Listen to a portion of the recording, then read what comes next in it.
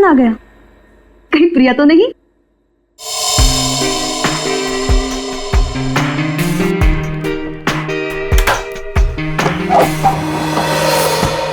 Hello madam, mister Gautam का नाम का कुरियर है। मुझे दे दीजिए। नहीं, आप उन्हें ही बुला दीजिए। लेकिन पापा घर में नहीं है। ठीक है मैडम, मैं बाद में आता हूँ। क्यों भाई, मुझे दे दो ना। नहीं मैडम, मैं आपको नहीं दे सकता। अरे अजीब बात है, मैं उनकी बेटी हूँ। बेटी लाओ, मुझे दो। ठीक है, ले लीजिए और इस स्लिप पे सिग्नेचर कर दीजिए। पेन दोगी तभी ना साइन करूंगी। सॉरी मैडम, पेन तो भूल गया। ठीक है, मैं साइन करके देखती हूँ।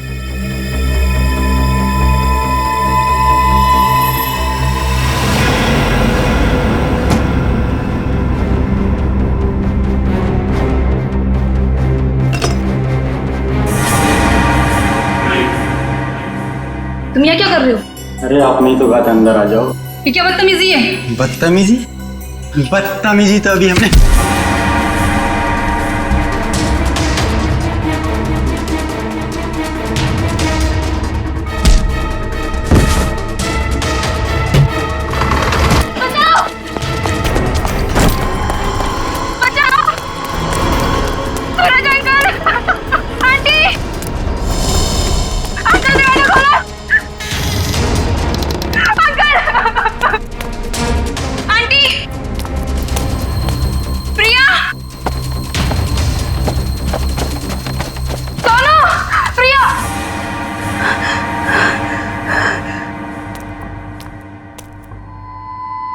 सोनू,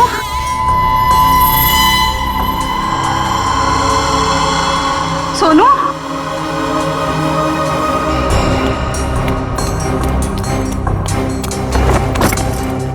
ये दरवाजा ही बंद है। सोनू कहाँ चला गया? सोनू,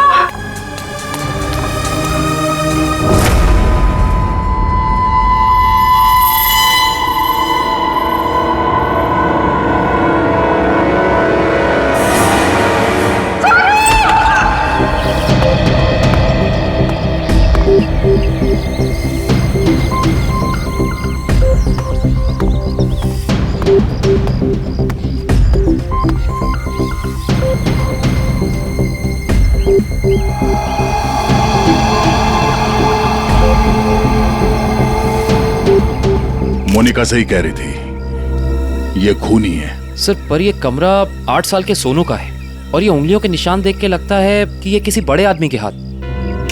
हाँ, कमरा किसी बच्चे का है। बच्चा कहाँ चला गया? पड़ोसियों से पूछते हैं। अच्छा, आप में से किसी ने सूरज को अपने परिवार के साथ कहीं जाते हुए देखा? नहीं साहब।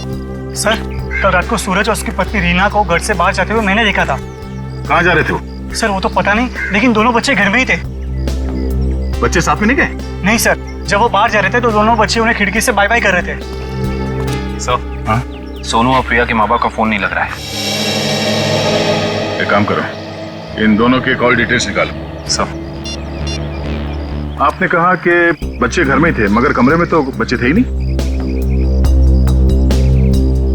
मोनिका, जी सर। इस प्रिया का नंबर है ना तुम्हारे पास? जी सर। नंबर देना। 110458750।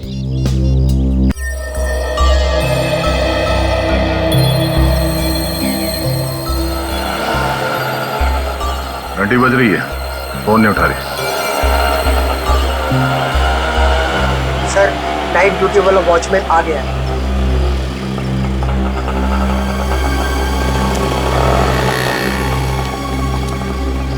सलाम साहब। सलाम। कल रात को तुमने सूरज और रीना को बाहर जाते हुए देखा था? जी साहब। और उस वक्त दोनों बच्चे घर में ही थे? जी साहब, घर में ही थे। ये दोनों वापस कब आए? जब तक मैं ड्यूटी पे था साहब, ये लोग वापस नहीं लौटे थे। सर, कहीं ये दोनों सुबह वापस तो नहीं आए? सर, मैं सवेरे 6 बजे से ड्यूटी पे हूँ। मैंने उन दोनों को घर वापस आते हुए नहीं देखा। अच्छा, किसी और को देखा था सूरज के घर में जाते हुए? जी नहीं साहब। कोई सूरज के घर में नहीं गया, बच्चे घर से बाहर नहीं निकले, तो बच्चे गायब कैसे हो गए? साहब, कल रात को प्रिया मैडम बाहर निकली थी। कहाँ गई वो? करीब 11:30 बजे उस तरफ गई थी। इस तरफ? जी साहब। ठीक है, थैंक यू सर। वो कुरियर वाला जिसने मोनिका से छेड़खानी की थी वो पकड़ा गया। सर सामने वो गेट है, कहीं प्रिया वहीं से तो नहीं निकल गई? नहीं सर, वो गेट रात को 10 बजे बंद हो जाता है। सर प्रिया के मोबाइल का लोकेशन यहीं का दिखा रहा है, ये देखिए। मतलब प्रिया यहीं कहीं है।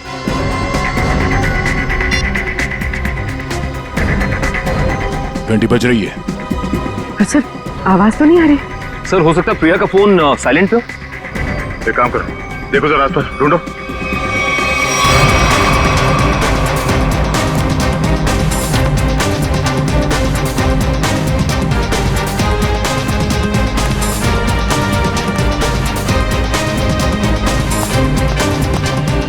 यहाँ तो कोई फोन दिख नहीं रहा है। अगर फोन की रिंग सुनाई देती तो 1 सेकंड में ढूंढ लेता मैं। रिंग सुनाई देती तो कोई भी ढूंढ लेता। कहीं फोन किसी गाड़ी में तो नहीं है? जितनी गाड़ियां हैं उन सबकी चाबियां चाहिए हमें। जल्दी गाड़ी चेक करनी है। लाइए चाबियां दीजिए जल्दी प्लीज।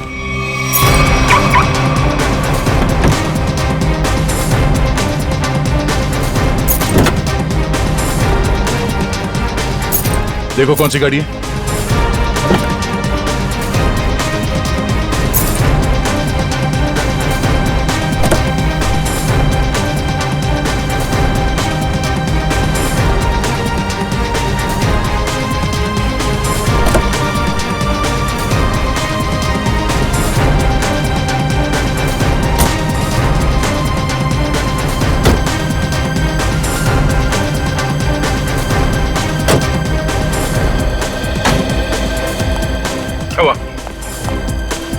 सर सारी गाड़ियां साफ, कुछ भी नहीं।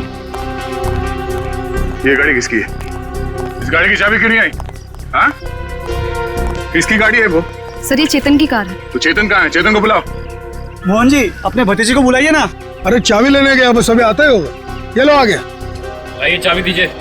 ओए रुक। बढ़िया है चाबी लेने वाले हैं। हम कोई मुजरिम है क्या जो हमारे पे चेक करते जा रहे हो और हमारी कार की तलाशी भी लेना चाहते हो? मैडम आपके सोसाइटी से 2 बच्चे गायब है, तलाशी तो लेनी होगी। तो हम क्या करें? हमने थोड़ी ना किया है कुछ जो हमारे पे शक कर रहे हो। तुम्हारी वजह से मेरे पकौड़े और जल गए हैं। अब तो मैं बिल्कुल नहीं देने वाली चाबी। कर लो जो करना है। पर माँ सब लोग चाबी दे रहे हैं तो हमें भी देनी होगी। तेरे को मना किया था ना, मना किया था ना चाबी देने को। Relax mom relax.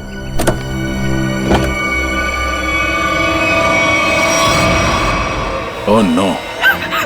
रुकिए, आप लोग रुकिए प्लीज। पीछे हटिए। चलो एक मिनट।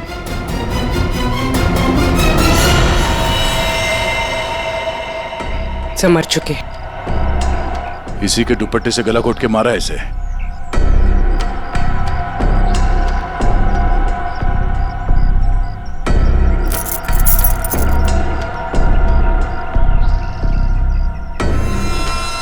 सर ये सेलफोन और ये चाबी।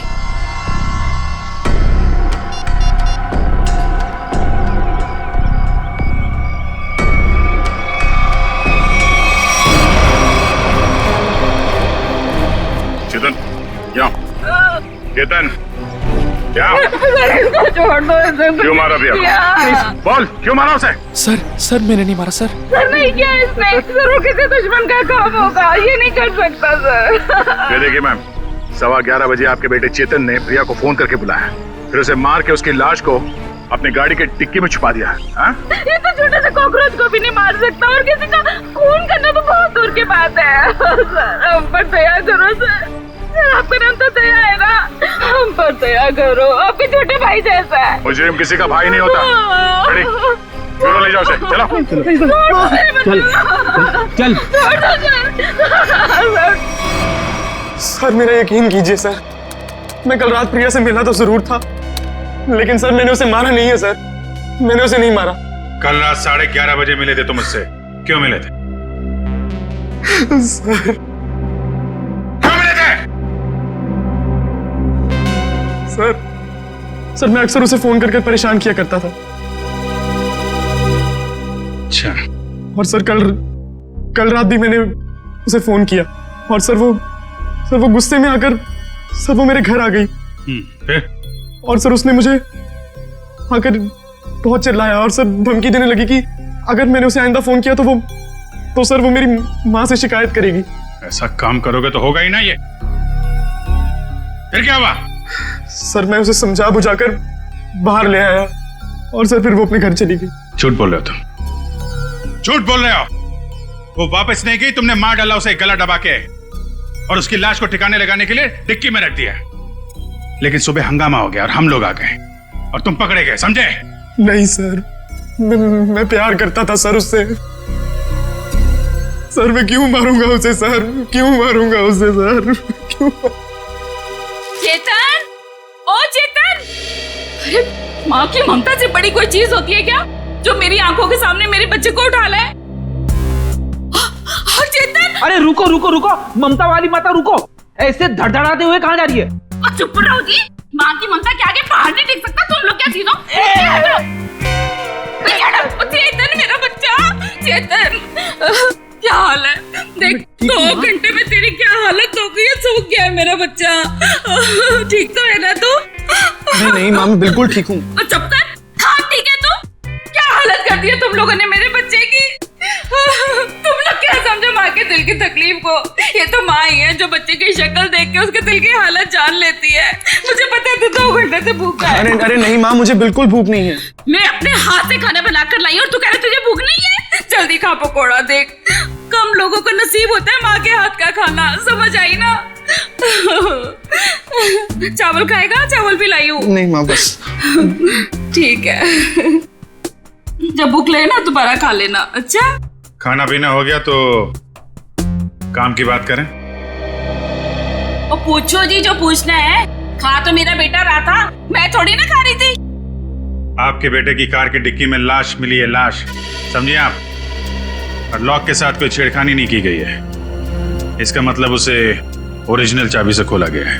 और जैसा कि अभी अभी आपके बेटे ने बताया कि कार की चाबी इसके अलावा और किसी के पास नहीं होती थी।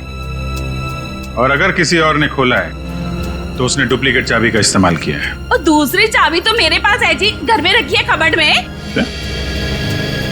आपके पास है डुप्लीकेट चाबी? और क्या?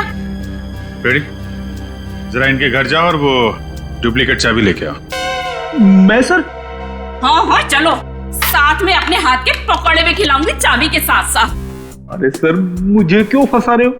पता नहीं ये क्या करेगी मेरे साथ। खुसुर बुसुर क्या कर रहे हो? चलना तो चलो, नहीं तो अपने घर बैठो। मैं चली। हाँ चलो। सर सूरज और रीना के सेलफोन की लोकेशन वाशी हाईवे क्रॉस करने के बाद स्विच ऑफ बता रहा है। अच्छा, रहते अंधेरी में और वाशी की तरफ घूम रहे हैं। एग्जैक्टली। तो सूरज और रीना ने अपने बच्चों को घर पे छोड़ दिया।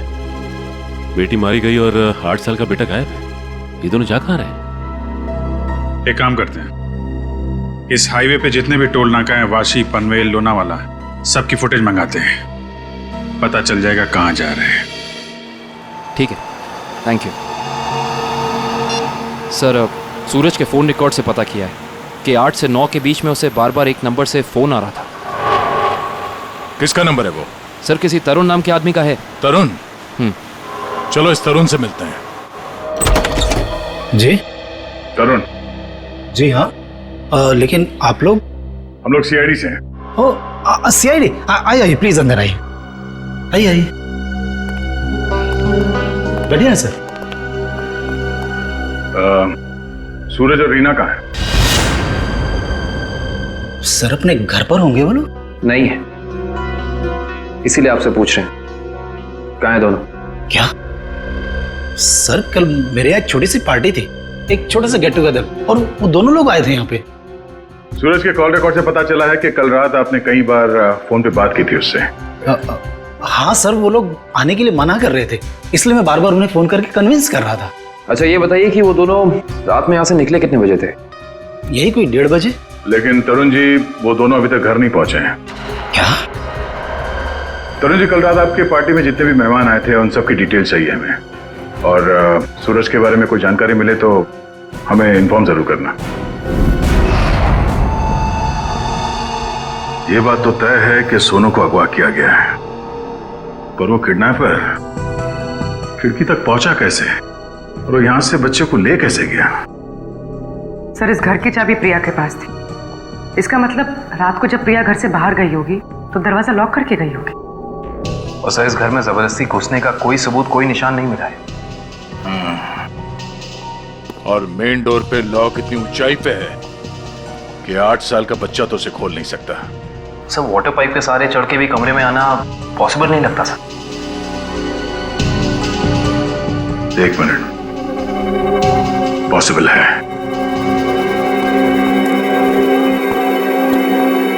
ये देखो, जब से सीढ़ी को देखा है मेरे दिमाग की घंटी बज रही थी। इतने बड़े घर में इस तरह की सीढ़ी क्या कर रही है?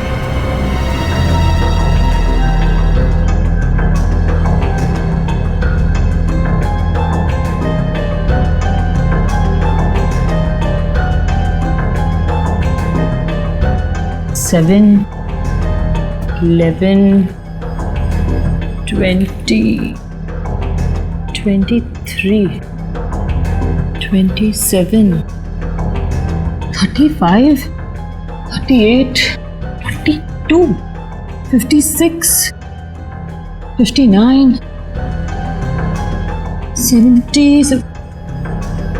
सर, आगे और भी है। 70, 71, 72, 73।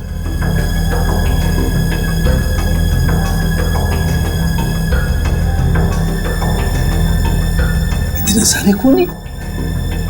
सर, ऐसे कैसे हो सकता है?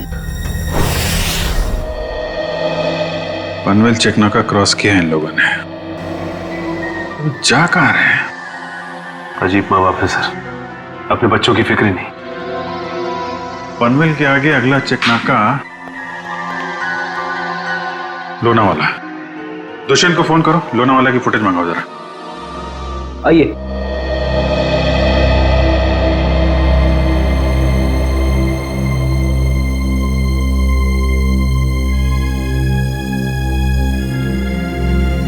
क्या हुआ? नहीं मिली चाबी? नहीं मिले। मुझे पता था। सर, मेरे बेटे को छोड़ दीजिए, उसने कुछ नहीं किया, छोड़ दीजिए उसको। पहले आप ये बताइए कि आपके कबर्ड में डुप्लीकेट चाबी है, इसके बारे में और कौन कौन जानता था? मैं, मेरा पति और मेरा बेटा बस। आप जरा ध्यान से याद करके बताइए, पिछले 1 हफ्ते में आपके घर में कौन कौन आया था? बताती हूँ। 1 मिनट, मैं लिखता हूँ, आप बताइए। मेरा भाई, उसकी बीवी, मेरे पति के दोस्त और मेरा देवर, उसके दोस्त भी आए थे और मेरी बहन। बस इतने ही लोग आए थे। बस, और कोई नहीं? जी। मेरे दोस्त राकेश, ललित और जोगी भी आए थे। हैं? वो ये कब आए थे? रविवार को, जब आप घर नहीं थी। मैंने तुझे मना किया था ना कि इनको घर लेकर मत आना। क्यों लेकर आया तू? वो हमारा कुछ प्लान था। क्या प्लान था? देखो, अगर तुम सच्चाई नहीं बताओगे तो खून ही पकड़ा नहीं जाएगा और तुम यही परेशान होते रहोगे। वो हमारा ड्रिंक्स का प्लान था। हे भगवान, यही दिन देखने रह गए थे तो शराब भी पीने लग गया। हे भगवान, मेरी तो किस्मत फूट गई। मुझे जोगी ने सिखाया होगा, करोड़पति ने सिखाया होगा। मैंने क्या तो उससे मत बात कर। वैसे एक बात है सच, देखो मैं कैसे सीधा करती हूँ। ये किसी एक आदमी का काम नहीं लगता है।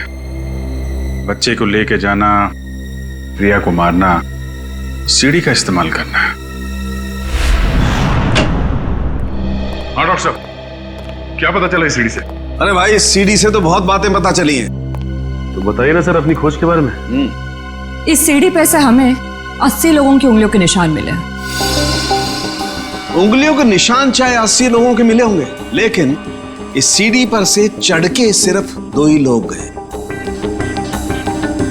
डॉक्टर साहब, ये बात सीढ़ी को फॉरेंसिक में लाने से पहले हमें पता था।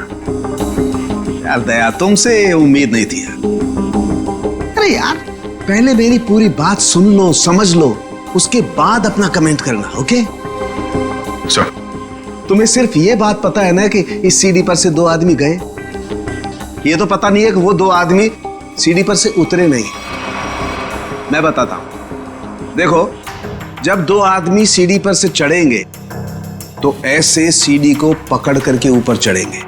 दो अलग अलग लोगों की उंगलियों के निशान उस सीढ़ी पे फ्रीक्वेंट इंटरवल में आएंगे, जो कि हमें इस सीढ़ी पर से मिले। लेकिन वही लोग जब उतरेंगे तब भी तो इस सीढ़ी को ऐसे पकड़ करके उतरेंगे ना, तो उतरने के भी निशान आने चाहिए। वो उतरने के निशान हमें नहीं मिले। इसलिए मैं कहता हूं कि सीढ़ी पर से दो आदमी चढ़े तो हैं लेकिन उतरे नहीं। और एक बात, ये सीढ़ी बनाने में 5 अलग अलग लकड़ियों का इस्तेमाल किया गया है।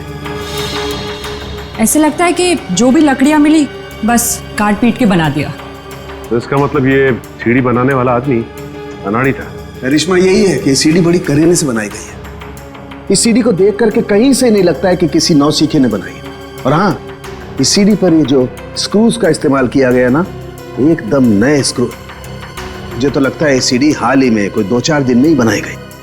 और एक बात, इस सीढ़ी ने अपनी लंबाई के बारे में एक बात मेरे कानों में कही है, मैं बताता हूं।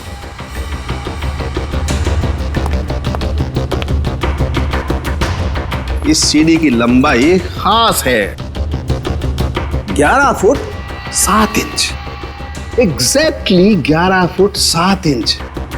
भाई, जब कोई सीढ़ी बनाएगा तो 8 फीट की बनाएगा, 10 फीट की बनाएगा, 12 फीट की बनाएगा, लेकिन 11 फुट 7 इंच नाप तोल के क्यों? ये सीढ़ी तो इस खिड़की के माप का है। तो मतलब इसे खास तौर से सोनू के घर के लिए बनाया गया? तो अब भी सवाल वही है, ये सीढ़ी सोनू के घर पहुंची कैसे? अब जरा इन फोटोज को गौर से देखो, शायद कुछ याद आ जाए। हाँ साहब, ये दोनों कल इस ढाबे पर आए तो थे और इन लोगों को देखकर हम लोग काफी हैरान भी थे कि इतने अच्छे भले लोग इतने मामूली से ढाबे पे क्यों आए। लेकिन जाते समय 100 रुपए देकर गए साहब। तो जब ये लोग बैठ के बातचीत कर रहे थे, तुमने कुछ सुना? बातचीत? अरे साहब, हमें तो तब पता चला कि ये गूंगे नहीं है जब इनसे मिलने एक आदमी आया। क्या बात कर रहे थे वो लोग? पता नहीं साहब, वो लोग काफी धीरे बात कर रहे थे। फिर क्या साहब, उस आदमी ने अपने साथ लाया हुआ काला बैग उन लोगों को दिया, उनसे हाथ मिलाया और फिर निकल गया। शुक्रिया सर। सूरज और उसकी बीवी रीना पनवेल और तलेगांव चेकनाका के बीच ढाबे पर एक आदमी से मिले थे। ये सीढ़ी कोई बाहर से लेकर आया और फिर यहाँ सोनू गायब हो गया। कौन लेके आया था सीढ़ी अंदर? हाँ? नहीं सर, ये सीढ़ी मेरी ड्यूटी में नहीं आई है, इसके ड्यूटी में आई होगी। तेरा दिमाग खराब हो गया क्या? कुछ भी बोलते रहता है। नहीं साहब, ये सीढ़ी रात में यहाँ पे कौन लाएगा? मेरे सामने भी ये सीढ़ी नहीं आई। तुम दोनों जरा सोच समझ के जवाब देना। यहाँ सोसाइटी में जो कुछ भी होता है उसके जिम्मेदार तुम दोनों भी हो। मुझे नहीं मालूम, मैंने नहीं देखा बोल के बच नहीं सकते तुम लोग। इतना बड़ा हादसा हो गया और तुम दोनों को कुछ पता ही नहीं चला? नहीं साहब, हम लोग तो 7 साल से दोनों यहाँ पर काम कर रहे हैं, कभी ऐसी लापरवाही नहीं हुई। ये सीढ़ी ना ही दिन में आई है और ना ही रात में आई है। ये सीढ़ी या तो किसी गाड़ी की छत पर आई है या किसी टेम्पो में। सर, सोसाइटी में कोई भी सामान या फर्नीचर बाहर से अंदर आता है, हम लोग उसकी एंट्री कर लेते हैं। ये सीढ़ी बाहर से अंदर नहीं आई है। अगर ये सीढ़ी बाहर से नहीं आई है तो ये सीढ़ी सोसाइटी के अंदर ही कहीं बनी है। सोसाइटी में कहीं कारपेंटरी का काम चल रहा है क्या? हाँ सर, वहाँ जगन साहब क्या? जगन साहब?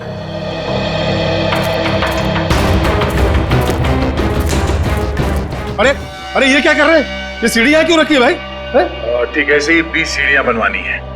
अरे तो आप मेरे यहाँ क्यों आए? किसी बढ़ई की दुकान पे जाइए। अब देखिए, सीढ़ी आप ही ने बनवाई है, हमें हूबहू ऐसी बनवानी है। शायद आपको अंदाजा होगा, और ऐसी सीढ़ी बनवाने के लिए हम आपको मुंह मांगी कीमत देंगे। आप पैसे की बात कर रहे हैं, लेकिन मैंने ये सीढ़ी बनवाई नहीं। और रही बात इस सीढ़ी की, तो मुझे ऐसा कुछ इसमें खास नहीं लग रहा है कि कोई और कारीगर इसे बना ही नहीं सकता। देखिए जगन जी, ये हाथ हाथ के हुनर की बात है। अब जो काम आपका हाथ कर सकता है वो शायद मेरा हाथ नहीं कर सकता है? और जो मेरा हाथ कर सकता है वो तो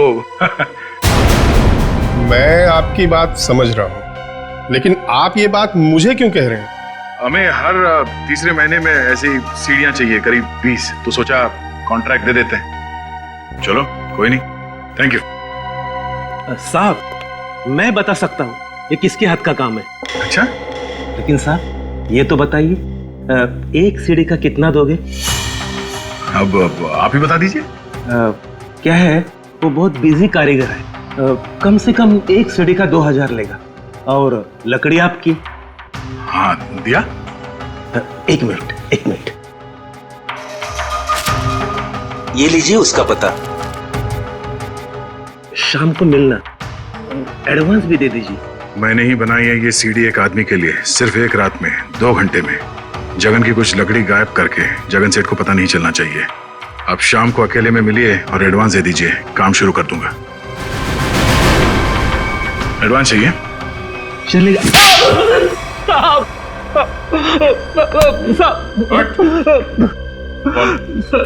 किसके लिए बनाई है सीढ़ी? मैंने उसे पहले कभी नहीं देखा था, उसने मुझे मुंह मांगे कीमत दी, इसलिए जगन साहब जब घर पे नहीं थे तो मैंने उसके लिए वो सीढ़ी बनवा दी। नाम क्या उस आदमी का? मालूम नहीं साहब। चुपके से उसके लिए सीढ़ी बनाई। अब चल, अब हमारे लिए उसका स्केच बनवा। चल। सर, लोनावाला चेक नाके का फुटेज मिल गया सर। एक मिनट लगाओ जरा इसे। कमाल है, एक इनकम टैक्स ऑफिसर जिसकी बेटी का खून हो गया है, बेटा किडनैप हो गया है, और ये मियां बीवी पता नहीं कहां घूम रहे हैं।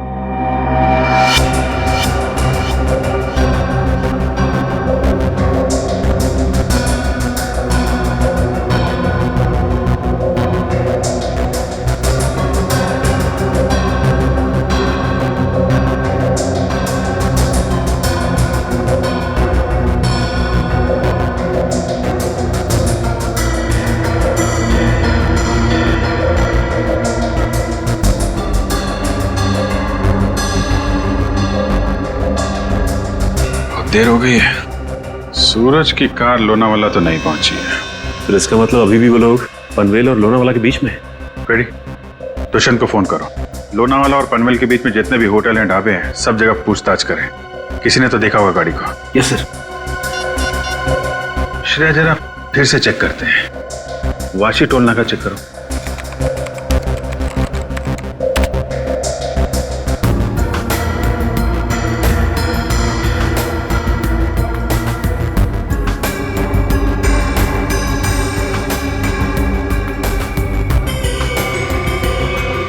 ये आई गाड़ी 2:40 को वाशी से निकली है। पनवेल का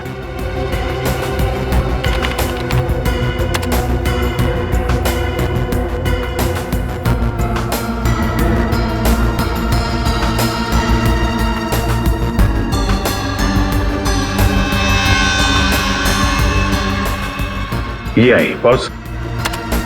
3:10 को पनवेल पहुंची और लोनावाला नहीं। एक मिनट, ये सूरज की गाड़ी के पीछे की जो गाड़ी है, ये गाड़ी मैंने वाशी में भी देखी है।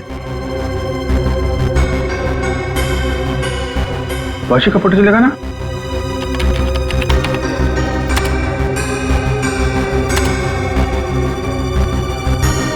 ये देखो, ये गाड़ी वाशी में भी सूरज के पीछे, पनवेल में भी गाड़ी सूरज के पीछे, और लोनावाला के फुटेज चेक करो। ये गाड़ी वहां से निकली है कि नहीं?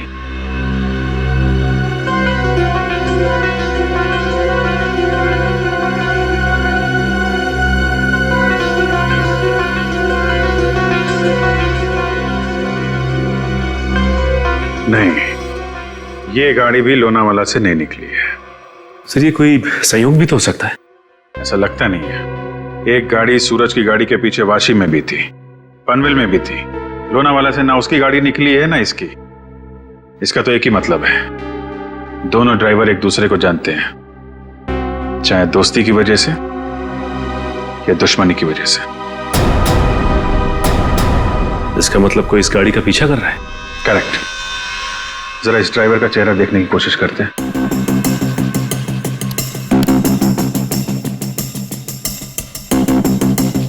जूम करो इस पे। ये तो वही आदमी है ना जिसका स्केच हीरो ने बनवाया था।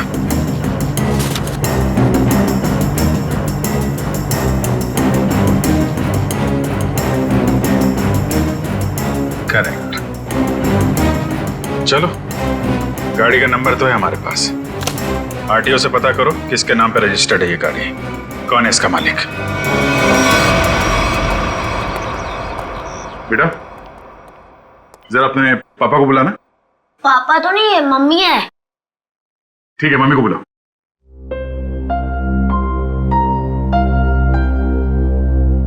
वैसे आप लोग कौन है? बेटा, हम लोग सीआईडी से हैं। सीआईडी? क्या सीआईडी? क्या हुआ इसके पापा को? बेटा, आप अंदर जाओ।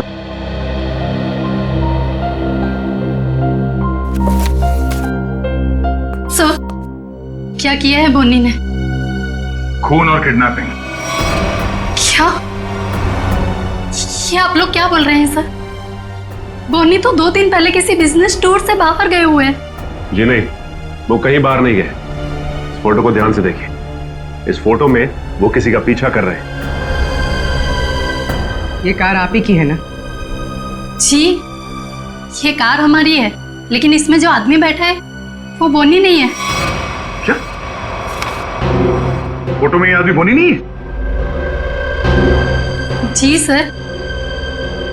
बिट्टू, पापा की फोटो लेकर आना। अच्छा, जरा इस बोनी का फोन नंबर देना। जी, 37568853। सर, कल रात से मैं भी बोनी का फोन ट्राई कर रही हूँ, पर स्विच ऑफ दिखा रहा है। हाँ सर, फोन बंद है। मम्मी, पापा का फोटो। सर, ये है बोनी।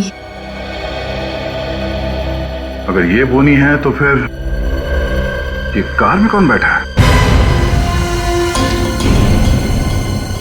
आंखें तो दोनों की एक ही दिख रही हैं।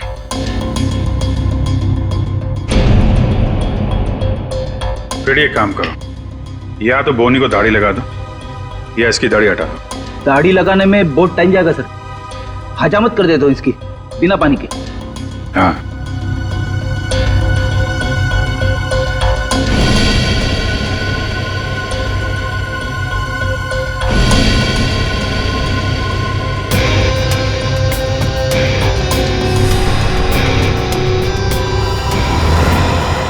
ये तो हुई। अरे सर, हिम्मत तो देखो इसकी। चेतन की गाड़ी में प्रिया की लाश रख दी, ऊपर से दाढ़ी मूछ बढ़ा के घूम रहा है। जरा बुला के लाओ उन लोगों को। पहचानते हो कौन है ये दोनों आदमी?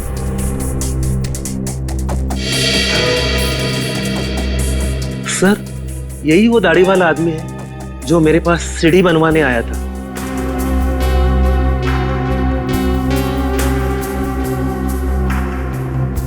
मगर ये बिना दाढ़ी वाले आदमी को मैं नहीं जानता। चेतन, तुम जानते हो? देखिए सर, मैं इन दोनों में से किसी को भी नहीं पहचानता। कविता जी, आप? कविता जी, आप चुप मत रहिए। आपके बेटे पे प्रिया के खून का इल्जाम है और आपका बयान शायद उसकी जिंदगी बचा ले। ये दोनों फोटो बोनी की है। बोनी? माँ, ये बोनी कौन है? तेरे चाचा का दोस्त। मना किया था तेरे पापा को कि इसको घर में लेके मत आया करो, गंदा आदमी है। बस आएगा जरूर हमें एक ना एक दिन। हुआ ना वही, बस आ दिया। मेरे घर में कोई सुने तब ना। ठीक है, रेडी? अब क्या करेंगे बताओ, क्या करेंगे किसी को जाके? सर, एक बात तो तय है कि इन सबके पीछे बोनी है। बोनी तो है सचिन, लेकिन एक आदमी और है। हेलो? क्या? सूरज भाग गया? कैसे? तुम बच्चे और रीना पर नजर रखो, मैं आ रहा हूं। ठीक है। मछली जाल में फंस गई सर, निकलने ही वाला है।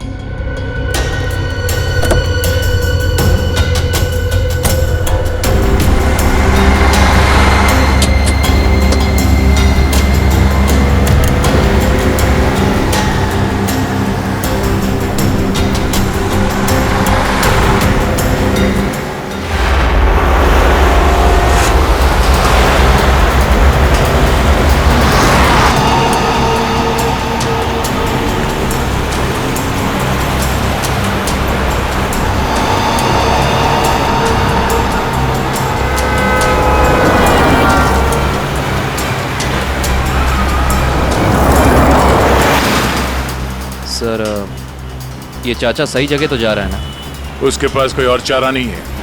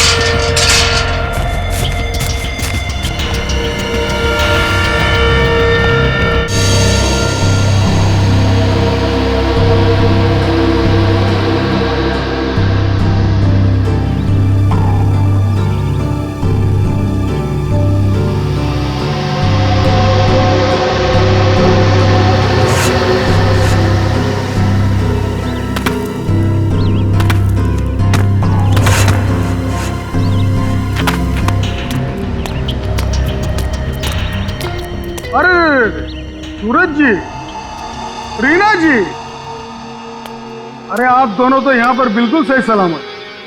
तो फिर क्या बिगाड़ा है हमने आपका? आपने हमें यहाँ क्यों बात कर रखा है? क्या चाहते हो तुम? हमने कभी किसी का कुछ नहीं बिगाड़ा।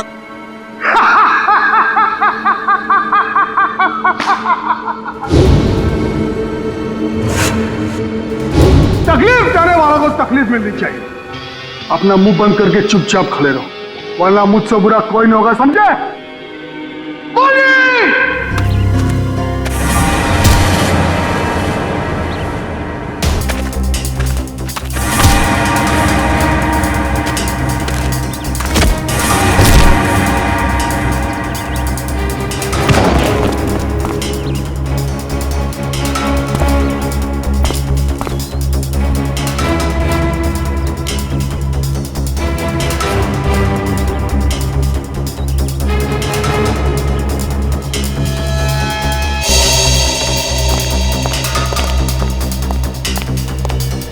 मोहन जी, जी आप यहाँ? मानी जब ये दोनों यहाँ बंधे हुए हैं तो फिर तूने मुझे फोन करके ये क्यों कहा कि सूरज भाग गया? अरे मैं आपको फोन क्यों करूंगा?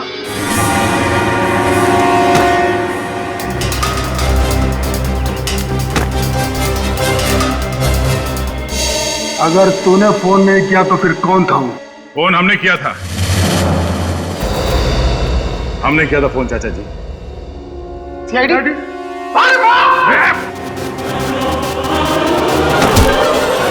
कहाँ भाग रहे हो? हाँ? यहां से सीधे ससुराल जाना है तुम्हें।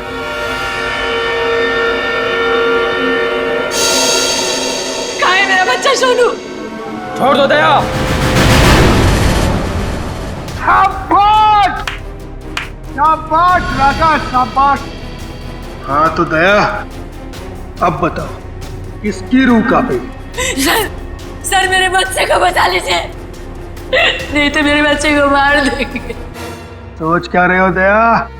हमें छोड़ दो और जाने दो, वरना बच्चों को फेंक देंगे। अरे बेटी तो पहले खो चुकी है, अब बेटा भी जाए। नहीं सर, इन्हें छोड़ दीजिए, मेरे बच्चे को बचा लीजिए सर।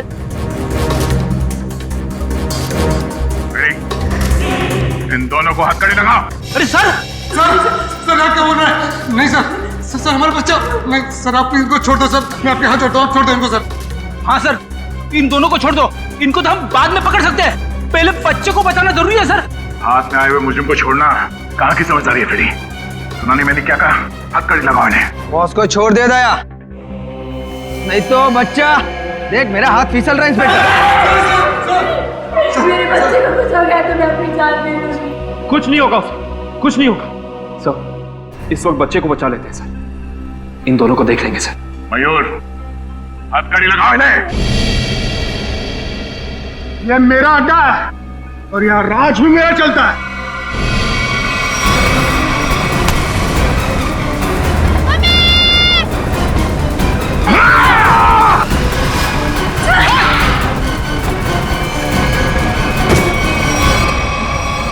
बेटा तुम ठीक हो? संभालिए इसे।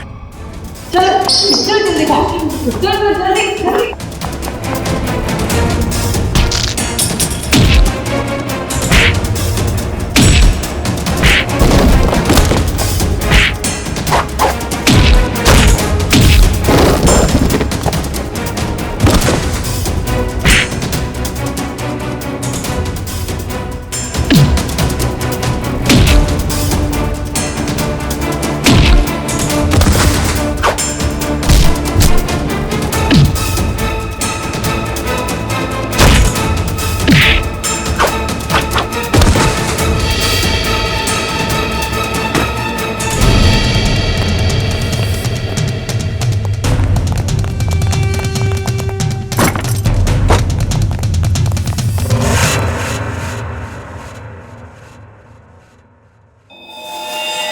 क्या कह रहा था तू? हाँ? तेरा यहाँ राज चलता है? हाँ हाँ, मैं इससे बदला लेना चाहता था। आज से 5 साल पहले इसकी वजह से मुझे जेल हुई थी। मेरी जिंदगी भर की सारी गाड़ी कमाई पकड़ी गई। याद है सूरज? मेरा नाम मोहन है। मोहन मोहन? हाँ सर, याद आया। लेकिन वो गाड़ी कमाई नहीं, काली कमाई थी। काला धन। मैं एक इनकम टैक्स ऑफिसर हूँ। मेरी ड्यूटी है कि मैं इस तरह की काली कमाई को सरकारी खजाने तक पहुंचाऊं और साथ ही ऐसी काली कमाई करने वालों को जेल। अगर मैंने ऐसा किया तो क्या बुरा किया? और इस सब का बदला तुमने प्रिया का खून और सोनू को अगवा कर लिया। मैं इसे बर्बाद कर देना चाहता था। मैंने इसके बेटे सोनू को अगवा किया, फिर फिरौती के पैसे मांगे और फिर रेस्टोरेंट के बाहर अपने एक बिजनेसमैन दोस्त को बोल के इसे काला बैग दिलवाया और फोटो खींच ली। मगर तुमने मेरी मासूम बेटी को क्यों मारा? उसने तुम्हारा क्या बिगाड़ा था? उसने हमें सोनू को ले जाते हुए देख लिया था। अगर वो जिंदा रहती तो हमारे लिए खतरा बन सकती थी। तुम्हारे दिमाग में जरूर खलबली मच रही होगी कि हमें तुम्हारे बारे में पता कैसे चला है? जब हमें ये पता चला कि ये आदमी, ये बोनी तुम्हारा दोस्त है, तब हमने तुम दोनों की जन्म कुंडली निकाली और फोन रिकॉर्ड से ये बात साफ हो गई कि तुम दोनों बहुत ही गहरे दोस्त हो। और तुम्हारे उंगली पे जो चोट लगी है, जिसपे ये बैंडेज लगा है, ये चोट तुम्हें तब लगी जब तुम उस लकड़े के सीढ़ी से सोनू के कमरे में घुसे थे। हाँ? और इस बैंडेज ने हमारे शक को यकीन में बदल दिया। इसने एक मासूम लड़की का खून किया है, एक बच्चे के साथ एक सरकारी ऑफिसर और उसकी बीवी को अगवा किया है। और तुमने इस सब में इसका साथ दिया। तुम दोनों को सजा मिलेगी, उम्र कैद या फिर फांसी।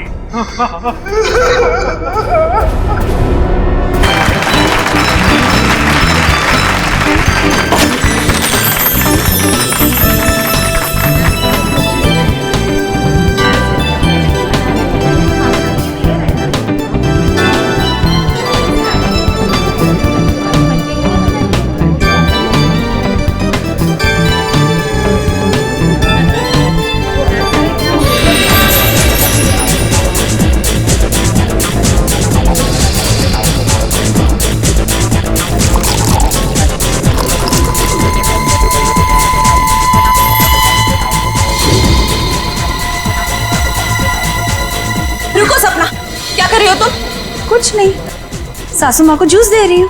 जूस दे रही हो या जहर दे रही हो? बेटा, ये तुम कैसी बातें कर रही हो? मम्मी जी, आप इसी से पूछिए, इसने अभी अभी आपके जूस में क्या मिलाया है?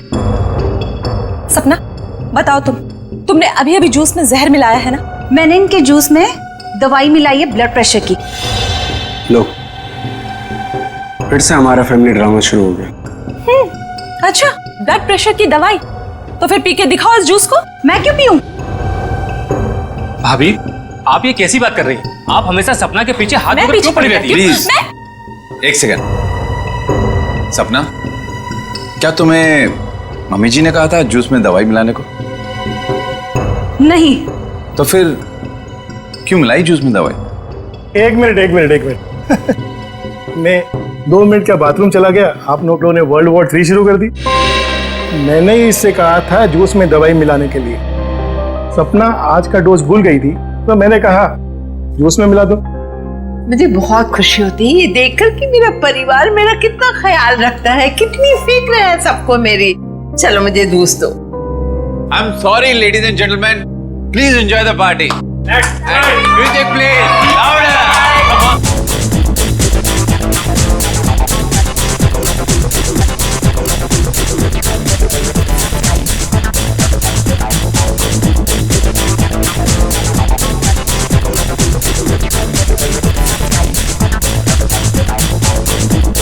नमस्ते।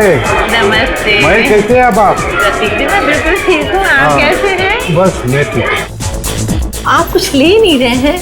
मैं आपके खाने के लिए कुछ मंगाती हूँ। सरोज। नहीं, आप तकलीफ मत लीजिए, मैं खुद जाकर ले लूंगा। Sure. Yeah it's okay, fine. Hi.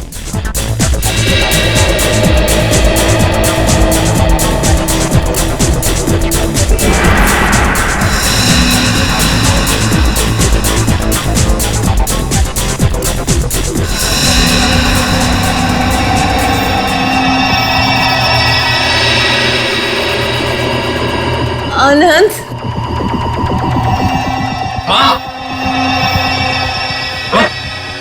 Mummy ji क्या हुआ आपको? मम्मी जी, मम्मी जी।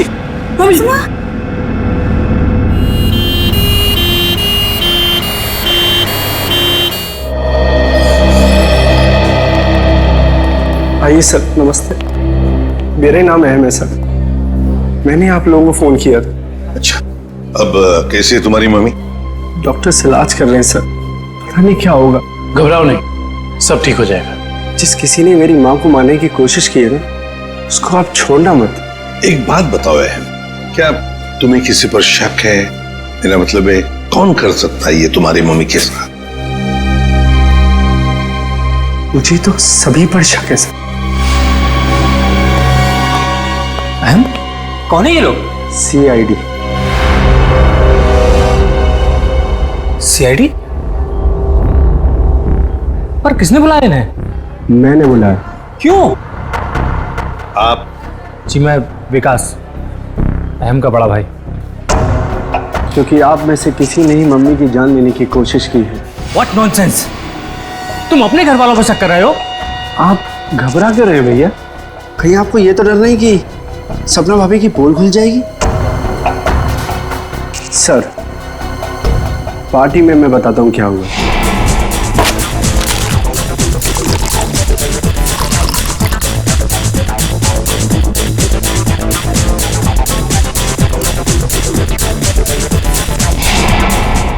तुम्हारी सपना भाभी पर शक है तुम्हें? Yes sir. सपना कहाँ है? सपना हॉस्पिटल नहीं आई, वो घर पर ही है। वैसे आप कौन है? जी मैं काव्या। हमारी भाभी है सर। सर, अहम बच्चा है, ये आप लोगों को बहका रहा है सर। विकास जी, हम CID वालों को कोई बहका नहीं सकता, समझे? कहाँ है आपकी मम्मी? मम्मी ऊपर ICU वार्ड में है।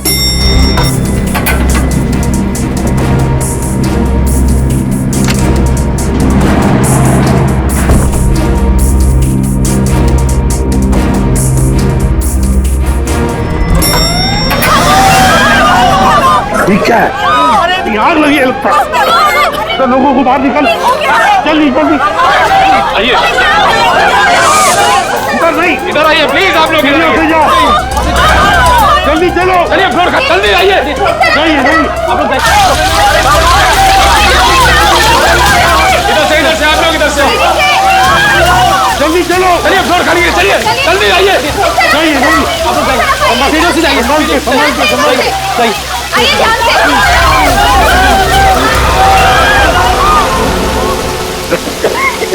किशन, ये कोई आग वाला धुआं नहीं है, इसकी गंदी कुछ अलग है। ये धुआं किसी और चीज का है, किसी केमिकल का।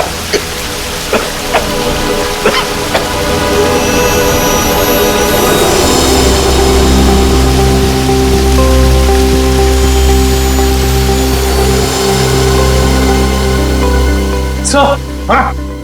आपका अंदाजा सही था, ये देखिए smoke bomb. My God. Sir कहीं ये स्मोक बॉम्ब फायर अलार्म बजाने के लिए तो नहीं डाला गया था? आश्रया, फायर अलार्म बजाने के लिए ही स्मोक बॉम्ब लगाया गया था। मालिनी का कमरा ढूंढो जल्दी।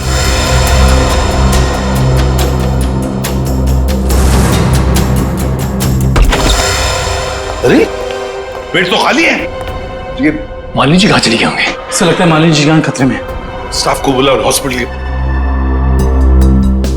हॉस्पिटल के वार्ड में से एक मरीज गायब होता है और किसे कुछ पता नहीं। वाह, हम भी क्या करते साहब, जब हॉस्पिटल में भगदड़ मची तो हम अपनी जान बचाने के लिए यहाँ से भाग गए। क्या तुम लोग जान बचाने के लिए भागे, मरीज को ऐसे ही छोड़कर? शर्म नहीं आई तुम्हें? सर ये अचानक कैसे हुआ पता भी नहीं चला। हम मालिनी जी के परिवार वालों को बताने ही वाले थे कि उनकी मौत हो गई है। क्या उनकी मौत हो चुकी है? जी सर इसका मतलब किसी ने मालिनी जी की लाश को गायब किया है। और सर ये काम किसी हॉस्पिटल के बाहर वाले का नहीं हो सकता। सर आपसे एक रिक्वेस्ट है, ये बात आप अपने तक ही रखिएगा। अगर मीडिया वालों को मालूम पड़ा तो हमारी इज्जत और हॉस्पिटल की इज्जत मिट्टी में मिल जाएगी। सर चुप रहिए प्लीज सर, प्लीज। चुप रहिए प्लीज। लाश गायब हुई है हॉस्पिटल से और आपको अपनी और इस हॉस्पिटल की इज्जत की पड़ी है। हाँ?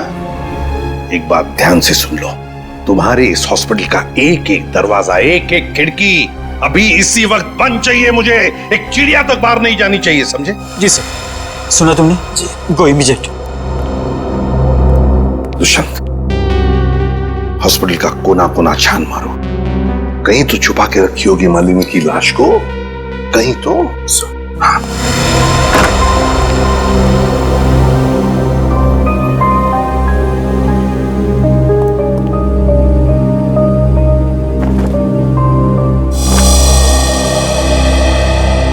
जरा एक बात बताइए, आपके मम्मी के साथ कमरे में कोई था उनकी देखभाल के लिए? जी सर, मेरे पति आनंद वहीं पर थे। आप मम्मी के साथ थे? तो फिर ये सब हुआ कैसे?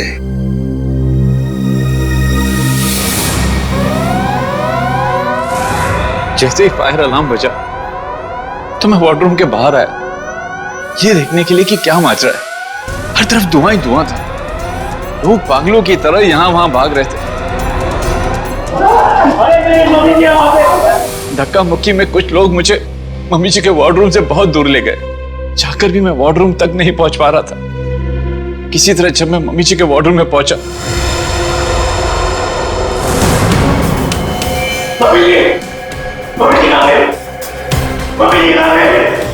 तो मम्मी जी वहां पे थी ही नहीं। सर प्लीज प्लीज मम्मी जी को ढूंढ निकालिए। सर हर जगह चेक कर लिया, मालिनी जी की लाश कहीं पर भी नहीं है। और सर मॉर्ग में भी चेक किया, लाश वहां भी नहीं। इसका मतलब है जिसने भी ये किया है वो मालिनी की लाश को हॉस्पिटल के बाहर ले जा चुका है। काम करते हैं, हॉस्पिटल के गेट पर जो सीसीटीवी कैमरा लगा हुआ है उसका फुटेज चेक करते हैं।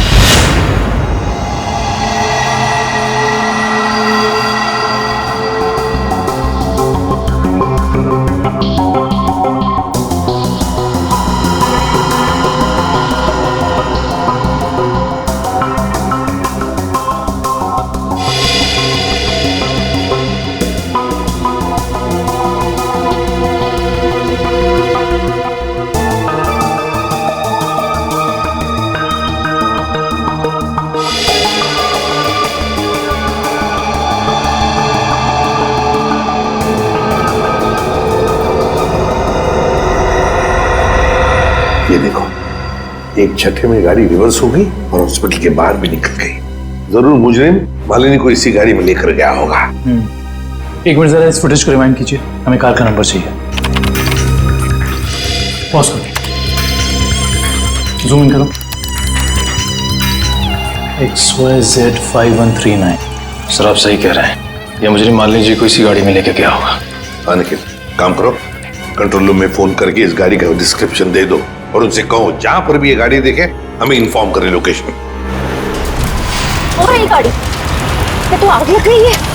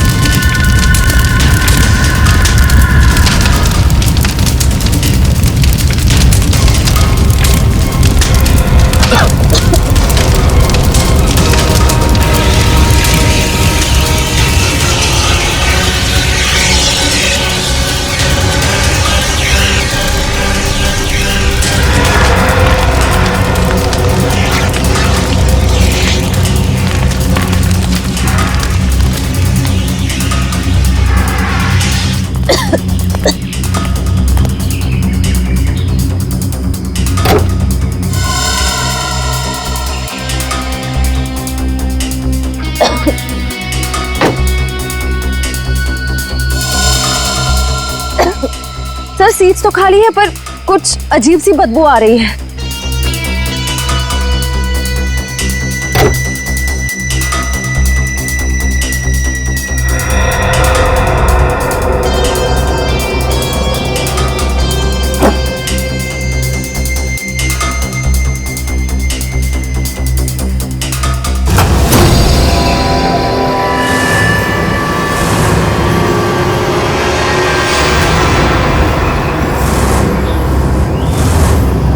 सर ये लाश तो जल चुकी है।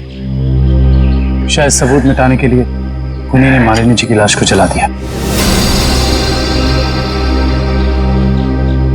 आप इतने यकीन से कैसे कह सकते हैं कि ये लाश मेरी माँ की है? इसका चेहरा तो बुरी तरह जल चुका है। देखिए,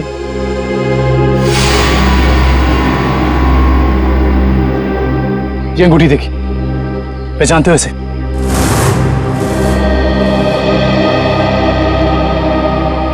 तो मेरी माँ की अंगूठी।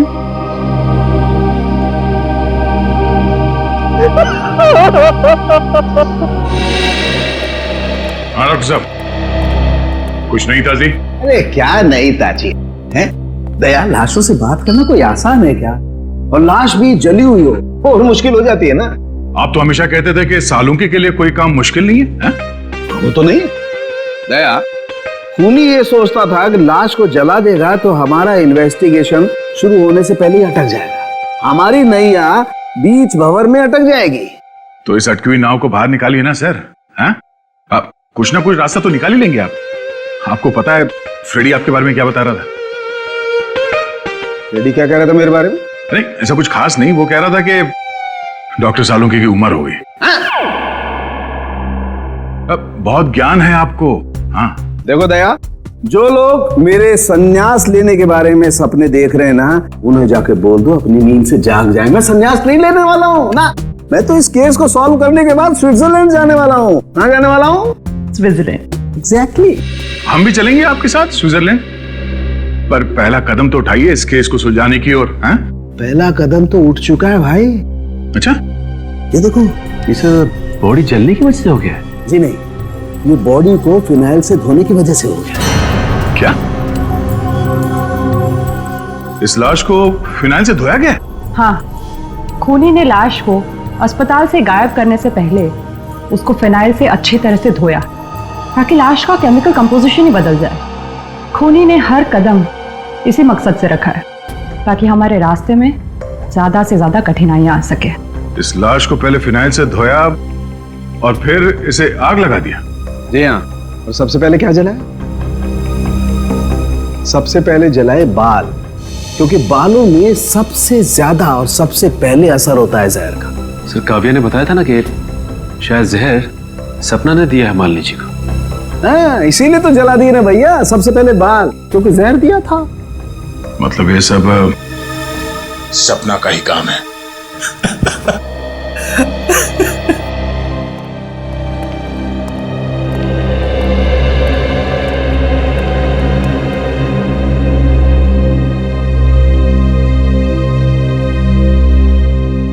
सर, आप लोग कुछ पता चला माँ की मौत की वजह क्या थी? जी नहीं, मगर बहुत जल्द पता चल जाएगा। पता तो चल गया है ना सर, सपना ने ही जूस में जहर मिलाया था। बस कीजिए भाभी, इनफ। हर चीज की खाद होती है। डॉक्टर साहब, आप बताइए ना इन्हें। देखिए, मैं इनका फैमिली डॉक्टर हूँ। सपना ने जूस में ब्लड प्रेशर की दवाई मिलाई थी, जो मैंने ही उसे कहा था। ओह, अच्छा। अच्छा, एक बात बताइए, क्या लगता है आप लोगों को कौन कर सकता है ये? कौन मार सकता है आपकी माता जी को? मैं कुछ कहना चाहूँ। आप? जी सर, ये हमारे परिवार के वकील हैं, मिस्टर संजीव। संजीव जी? कहिए संजीव जी, क्या कहना चाहते हैं आप? देखिए सर, मुझे शक तो नहीं है। हाँ, मगर पार्टी के बाद मालिनी जी मेरे साथ एक मीटिंग करना चाहती थी। मालिनी जी आपके साथ मीटिंग करने वाली थी? किस सिलसिले में? अपनी वसीयत बदलने के सिलसिले में। वसीयत बदलना चाहती थी? अच्छा। मीटिंग ही नहीं हो पाई क्योंकि अचानक इनकी तबीयत खराब हो गई।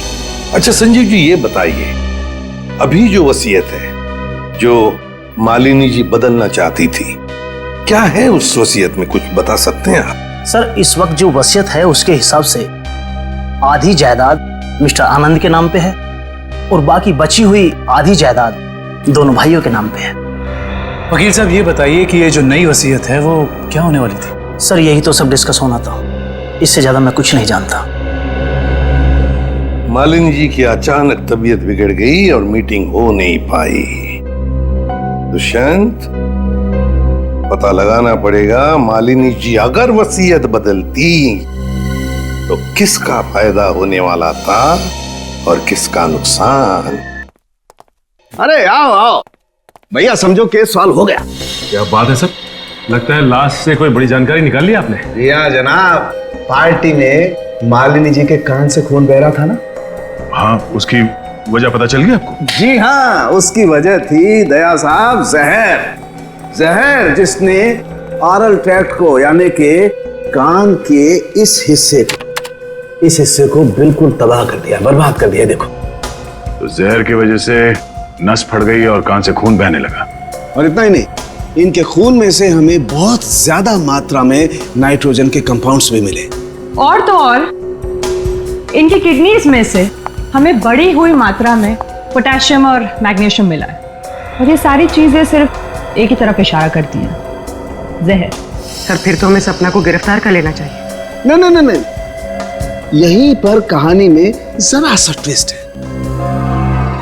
भैया इनको जहर तो जरूर दिया गया था, लेकिन वो स्लो पॉइजन था, धीमा जहर, जो कोई 1.5-2 महीने से लगातार हर रोज इन्हें दिए जा रहा था। इसलिए जूस में तो जहर होने का सवाल ही नहीं होता। और ये जहर किस चीज के जरिए दिया जा रहा था? खाने पीने के साथ? यार दया, ये गुत्थी थोड़ी सी उलझी हुई है। But why fear when Salu case here?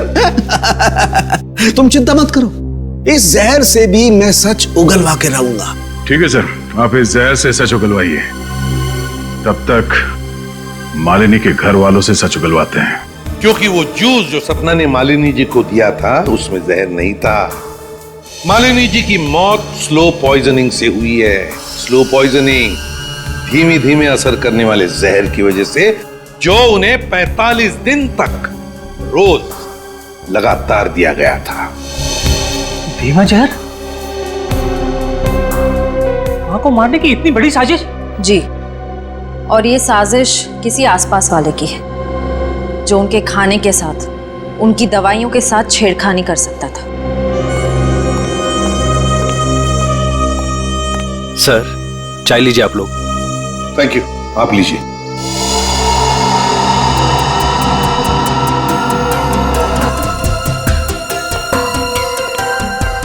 एक मिनट, मैं भी।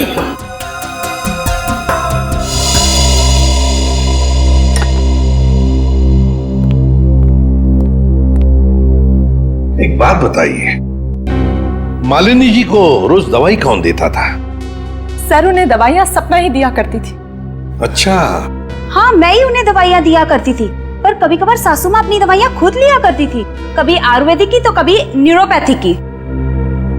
तो सपना जी, आपके कहने का मतलब ये है कि जहर शायद मालिनी जी की खुद की ली हुई दवाओं में था?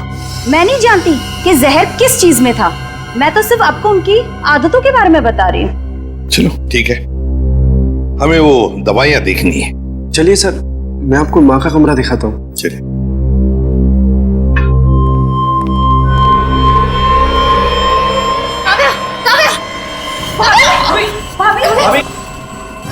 भाभी क्या हुआ आपको? भाभी सांस लेने में दिक्कत हो रही। सुरेश पानी लाओ। अरे पानी लाओ। दुष्यंत, लता इनकी तबीयत बिगड़ती जा रही है, जल्दी से एम्बुलेंस बुला लो और हॉस्पिटल ले जाओ इसे। श्रेया तुम भी जाओ साथ में।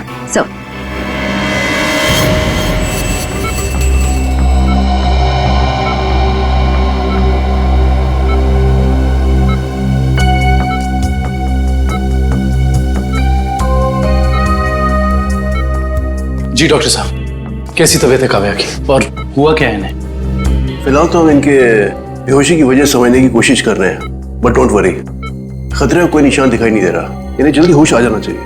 Thank God. वैसे भी सासू माँ के मौत के सदमे के बाद हम उभर नहीं पाए। कम से कम काव्या भाभी को कुछ नहीं होना चाहिए। डॉक्टर साहब, इन्हें जैसे ही होश है हमें बता दीजिएगा। Sure. Thank you.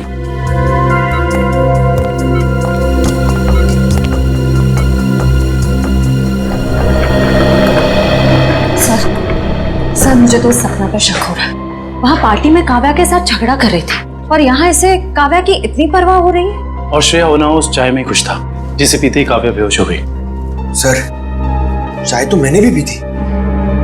Thank God मुझे कुछ नहीं हुआ। Are you sure Pankaj? Sure मतलब सर? मतलब चक्कर वक्कर तो नहीं आ रहे ना तुम्हें? चक्कर? नहीं सर, चक्कर नहीं आ रहे, मगर पेट में कुछ गड़बड़ लग रही है सर। पेट में गड़बड़ लग रही है, गर्मी हो रही है, कहीं से वो तो नहीं हो गया? पंकज, और अगर तुम्हें सीरियसली कुछ हो भी गया है तो हम हॉस्पिटल में ही है ना। अजीब बात है, ये काव्या का पति आनंद अभी तक आया नहीं। पंकज, उसका नंबर ट्राई करो।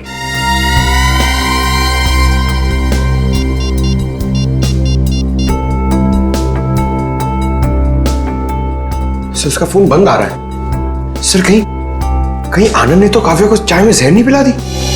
हो सकता है पंकज। सर अगर चाय में जहर था तो हो सकता है कि नौकर भी शामिल हो। सर आदुष, क्या कहा डॉक्टर ने? क्या हुआ काव्या को? सर डॉक्टर के मुताबिक काव्या की चाय में जहर था और पंकज रिपोर्ट से क्लियर हो गया है। काव्या की चाय में जहर था? सुरेश,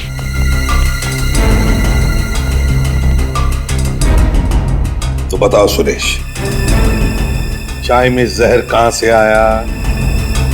चाय में जहर कहां से आया? मैंने कहा था जहर डालने के लिए, ना मैंने डाला सर। सब पता चल जाएगा। एक बात बताओ, जब तुम चाय लेकर आए थे तो चाय कहीं पर रख दी थी और कुछ दूसरे काम के लिए गए थे? हाँ साहब, याद आया। मैं सुबह जब चाय लेकर आ रहा था तो आनंद साहब ने मुझे कुछ खाने के लिए लेकर आने को कहा। अरे सुरेश, सिर्फ चाय? कुछ नाश्ता भी ले जाओ। कल रात से किसी ने कुछ भी नहीं खाया। जाओ। जी साहब।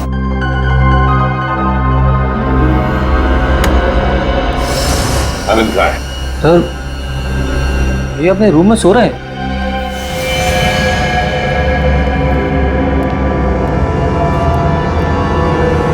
कहाँ है आनंद? आनंद तो है ही नहीं कमरे में। पता नहीं सर, अभी तो भैया यहीं सो रहे थे। फोन करके बुलाओ।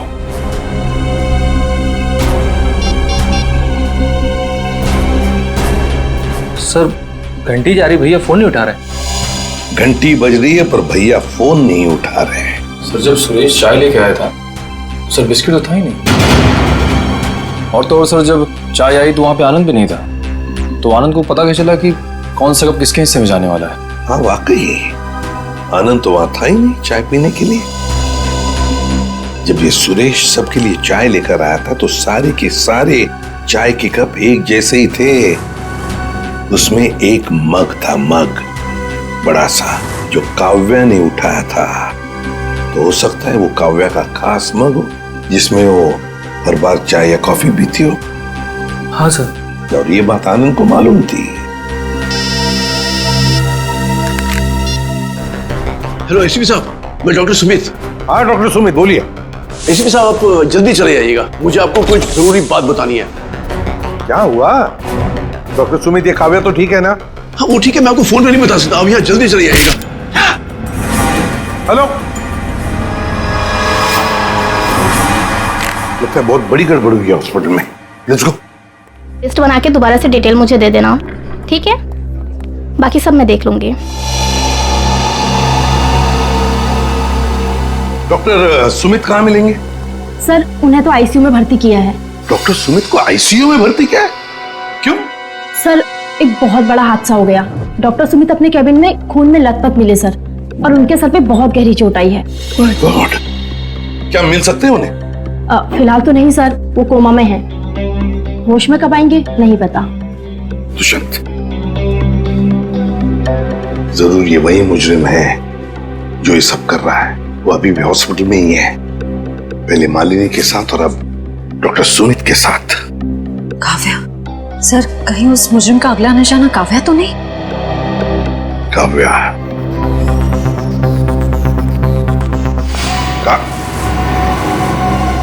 काव्या कहाँ चली गई सर? कहीं काव्या को भी तो गायब नहीं किया उसने? श्रेया, ये जो भी कोई है, अगर इसने काव्या को भी गायब किया तो वो हॉस्पिटल के मेन गेट से ही बाहर जा सकता है। और सर, शायद डॉक्टर सुमित को भी उस खूनी के बारे में पता चल गया होगा, इसलिए उन पर भी हमला हुआ।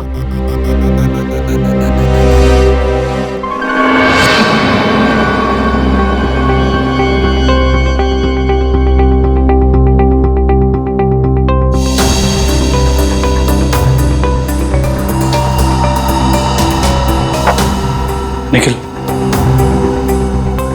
तो शायद डॉक्टर सुमित यहाँ फोन पर बात कर रहे थे और फिर पीछे से कोई आया और जोर से उनके सर पर वार किया और वो यहाँ नीचे गिर गए। हाँ साहब, डॉक्टर साहब के सिर के पीछे चोट आई है। अच्छा, हादसे के बाद डॉक्टर सुमित के केबिन में कितने लोग आए थे? सब 4-5 जन आए थे उनको आईसीयू में ले जाने के लिए। सर, आनंद का अभी तक कुछ पता नहीं चला है। कहीं इस सब के पीछे उसी का हाथ तो नहीं? ये आनंद ही कुछ गड़बड़ है, कुछ ना कुछ तो गड़बड़ जरूर है इस आनंद में। आइए सपना जी, आइए। कहाँ गई थी आप? वो मैं काव्या की रिपोर्ट्स लेने गई थी गैस्ट्रोलॉजिस्ट डिपार्टमेंट के पास। क्या हुआ? वहां से एक रिपोर्ट लाने में इतना वक्त? लाइन बहुत लंबी थी, मगर क्यों? क्या बात है? काव्या कहाँ है? काव्या गायब है, समझिए आप? क्या? सर ये ब्लड सैंपल्स तो ले लिए, लेकिन सर क्योंकि बाकी लोग डॉक्टर साहब के कैबिन के अंदर चले गए थे, इसलिए सारे जरूरी सबूत मिट गए हैं। और यहाँ पे काव्या गायब है ना दुष्यंत? ये किसी एक आदमी का काम नहीं, ये जो भी कर रहा है ना उसका कोई साथी है। एक इनके परिवार में से कोई और दूसरा इस हॉस्पिटल में से कोई।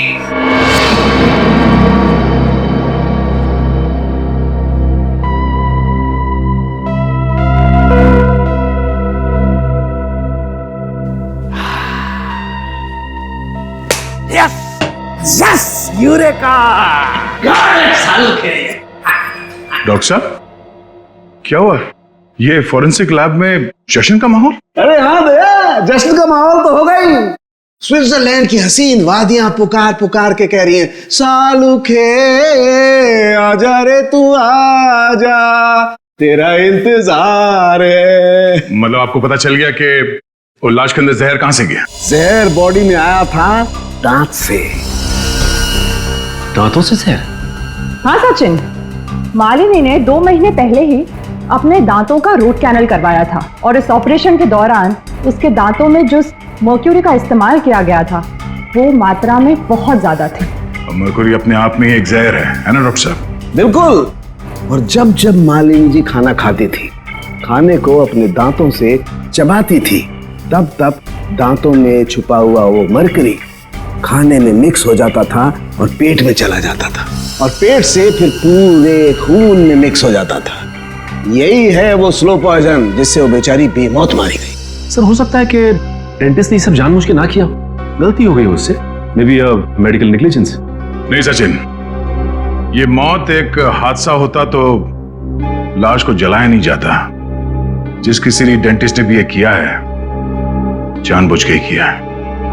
वकील साहब, जैसा कि आप जानते हैं कि हमारी माँ अपनी वसीयत बदलवाना चाहती थी। जी हाँ। मगर वो ऐसा कर नहीं सकी, तो ऐसी स्थिति में क्या हमारा बंटवारा पुरानी वसीयत के हिसाब से होगा? दरअसल बात यह है कि मैं और आपकी माताजी। वकील साहब, डॉक्टर साहब आप भी? मैं तो सिर्फ ये पूछने आया था कि क्या आपकी माताजी ने कभी अपने दांतों का इलाज करवाया था 1.5-2 महीने पहले? नहीं सर, उन्होंने कभी मुझे तो नहीं, उन्होंने कभी हमें इस बारे में कुछ नहीं बताया। डॉक्टर साहब, आप तो फैमिली डॉक्टर हैं, आपको तो पता होगा। मुझे भी कभी उन्होंने इस बारे में कुछ नहीं कहा। दुष्यंत, काम करो, घर की अच्छी तरह से तलाशी लो, शायद कुछ मिल जाएगा। और निखिल, घर में जितने भी नौकर हैं सबको ऊपर बुलाओ, लेकर आओ। एक बात बताओ, क्या तुम में से कोई जानता है कि मालिनी जी ने अपने दांत का इलाज करवाया था किसी दांत के डॉक्टर के पास 1.5-2 महीने पहले? सब एक दिन अचानक मालकिन के दांतों में दर्द हुआ तो उनका ड्राइवर उन्हें डेंटिस्ट के पास लेकर गया था।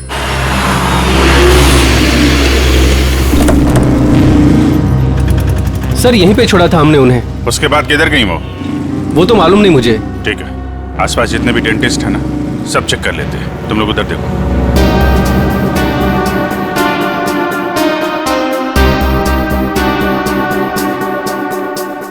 हम लोग सीआईडी से। क्या ये कभी आपके यहाँ इलाज कराने आई थी? No, I don't think so.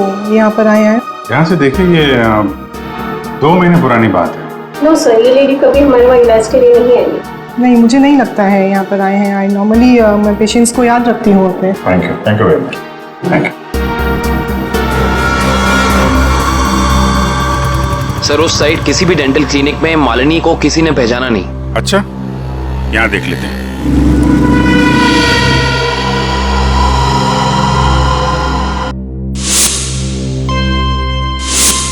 CID वाले आगे। तुम्हें मालूम है ना तुम्हें क्या करना चाहिए?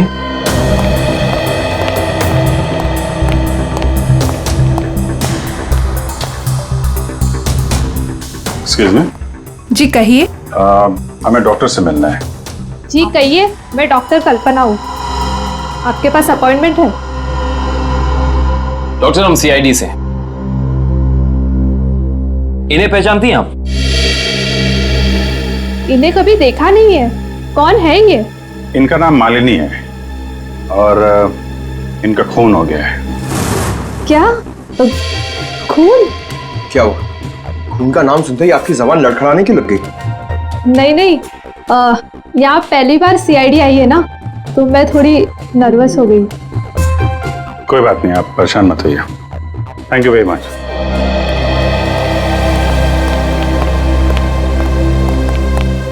अरे सर, आप लोग अभी तो आज इतनी जल्दी जा रहे हैं?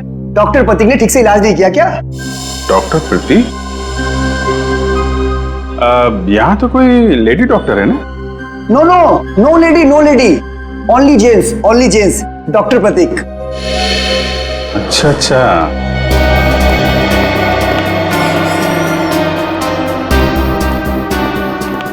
अरे सर, आप लोग फिर से आ गए? अरे वो क्या हुआ कि इनके दांत में दर्द होने लगा अचानक, तो वो जरा डॉक्टर से मिलना था। क्या नाम है उनका?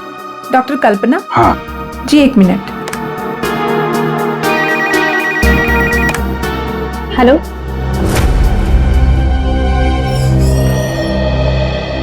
क्या हुआ सर?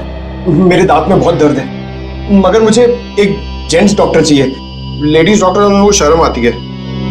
नहीं नहीं, या तो मैं ही हूँ। लेकिन दीवार पे तो डॉक्टर प्रतीक का सर्टिफिकेट लटका हुआ है। ये नाम तो किसी लेडी का नहीं हो सकता ना? चेक कर लेते हैं एक बार। देखिए सर, कहाँ जा रहे हो आप? डॉक्टर प्रतीक। डॉक्टर प्रतीक।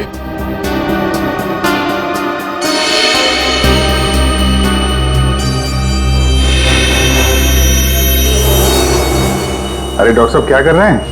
आप चले जाइए यहाँ से। डॉक्टर साहब, कुछ गिर गया क्या यहाँ पे आपका? मैंने कुछ नहीं किया है। आइए आइए, बाहर आइए। आइए। आप चले जाइए यहाँ से। अरे अरे चले जाएंगे डॉक्टर साहब। आप चले जाइए। जाएंगे, पहले थोड़ी बातचीत तो कर लें। लेकिन मैंने कुछ नहीं किया। अरे आइए तो सही। आइए। मैंने कुछ नहीं किया। हाँ। सर ये ऐसे नहीं मानेंगे। लगता है डेंटिस्ट साहब के दांतों का इलाज करना पड़ेगा। अरे लेकिन हमें से किसी को डेंटिस्ट्री आती नहीं है। अरे नहीं आती तो आ जाएगी। क्यों डॉक्टर साहब, प्रैक्टिस मेक्स मैन परफेक्ट ना। आपने भी तो प्रैक्टिस से सीखा होगा। आती। हाँ तो फिर आइए प्रैक्टिस कर लेते हैं। आइए बैठिए बेटा। अरे भाई बेटा, आइए बैठिए। ये क्या कर रहे हैं आप लोग? ये गलत कर रहे हैं आप लोग। तुमने जो किया वो ठीक था क्या? मैंने गलत कुछ नहीं किया। गलत तो हम भी नहीं कर रहे डॉक्टर साहब। आप जल्दी से मुंह खोल दीजिए वरना बता।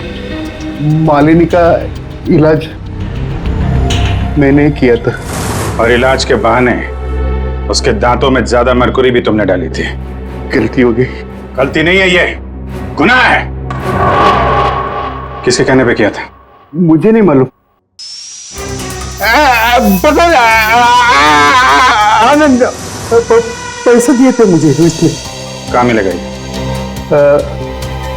भाई को दम।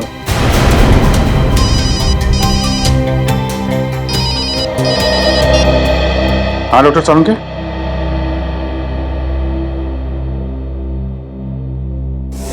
क्या? आनंद रुक जाओ।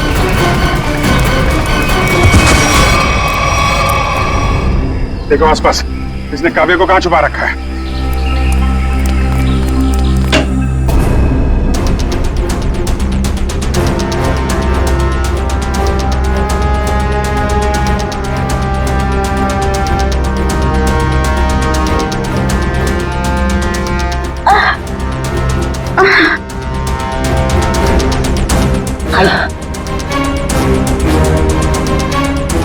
चलो।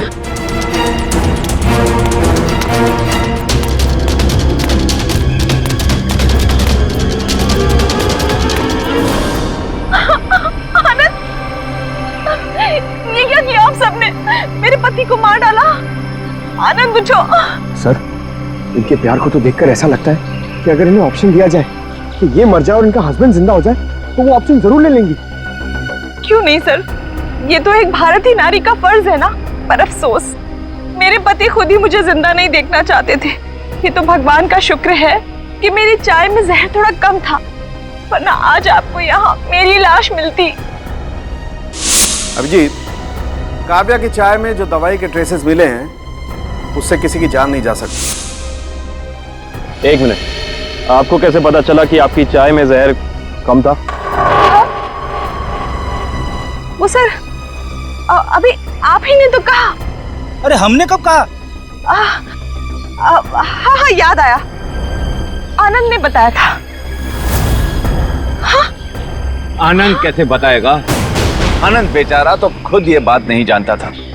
ये बात जानती थी तो सिर्फ एक औरत, और वो औरत तुम हो काव्या।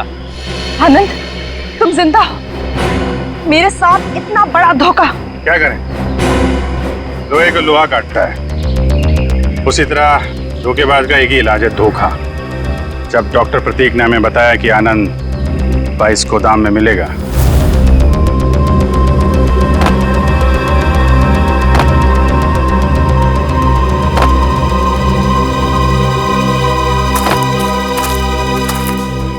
तो हमने यहाँ पहुंचकर देखा कि वो बेचारा बंधा पड़ा है। उसके हाथ पांव खोले तो उसने अपनी आप बीती सुनाई।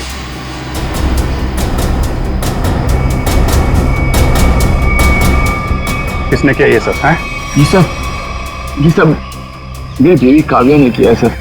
हाँ, कहीं कहीं छुपी हुई है। बस फिर क्या, हमने आनंद के साथ एक छोटा सा खेल खेल लिया, तुम्हारा असली रंग सामने लाने के लिए। तो ये सब ड्रामा था, लेकिन असली ड्रामा तो अब शुरू होगा। पीछे मुड़ के देखो।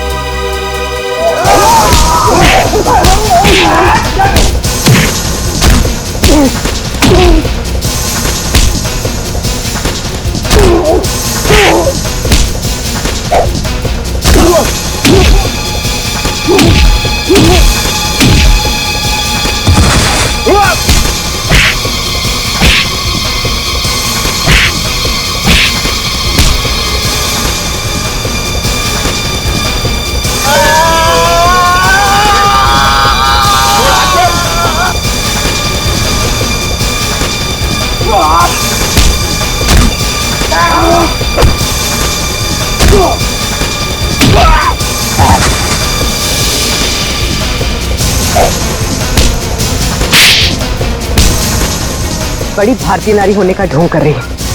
तुम जैसी नहीं होती भारतीय नारी।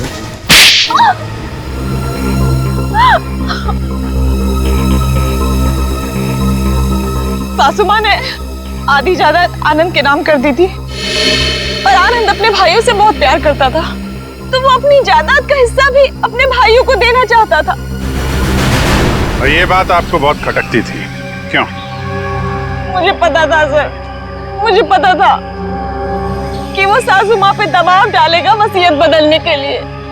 इसलिए तुमने उन्हें डॉक्टर प्रतीक के पास भेजा, उनकी दांत की तकलीफ का फायदा उठाकर, ताकि इससे पहले कि वो अपनी वसीयत बदले उनकी मौत हो जाए। हाँ सर, और मैंने प्रतीक से कहा अगर वो पकड़ा जाए तो मेरा नहीं आनंद का नाम ले, ताकि आपके सास यानी मालिनी जी के खून के जुर्म में आनंद यानी आपका पति फंस जाए, जिससे 25 करोड़ की आधी जायदाद आपकी हो जाए।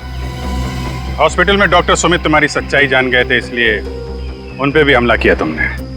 मैं क्या करती सर, उसने मुझे फोन पे बात करते हुए सुन लिया था। अब बारी है खेल के दूसरे पड़ाव की, जिसमें हम दुनिया को ये दिखाएंगे कि मेरे पति परमेश्वर यानी कि मिस्टर आनंद कुमार ने अपनी ही पत्नी को अगवा कर लिया। तो डॉक्टर सुमित को कोमा में पहुंचा दिया, अपने पति की किडनैपिंग की और मालिनी जी का खून कर दिया। दौलत की भूख मिटाने के लिए इतने सारे जुर्म किए तुमने, लेकिन सजा सिर्फ एक ही मिलेगी, फांसी। इस तरह के और भी एपिसोड देखने के लिए हमारे चैनल को सब्सक्राइब करें और बेल आइकन दबाना ना भूलें।